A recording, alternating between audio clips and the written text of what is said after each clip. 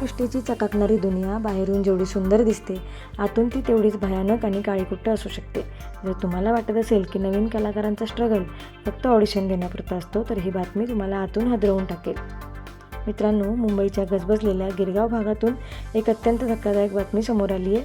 पोलिसांनी एका मोठ्या हाय प्रोफाईल सेक्स रॅकेटचा पर्दाफाश केला आहे. पण यातील सर्वात भयानक ट्विस्ट काय माहिती आहे? या रॅकेटमध्ये चक्क एका नव्या दमाच्या मराठी अभिनेत्रीचा सौदा केला जात होता. आणि हा सौदा करणारा दुसरा तिसरा कोणी बाहेरचा व्यक्ती नसून जिच्यावरती सर्वात जास्त विश्वास ठेवत होती, तो तिचा स्वतःचा मेकअप आर्टिस्ट होता. होय, तुम्ही बरोबर ऐकताय. एका रात्रीसाठी चक्क 2 लाख रुपयांची मागणी केली जात होती. पैशांच्या लालसेपोटी एका निष्पाप तरुणीला अंधारात ढकलण्याची पूर्ण तयारी झाली होती.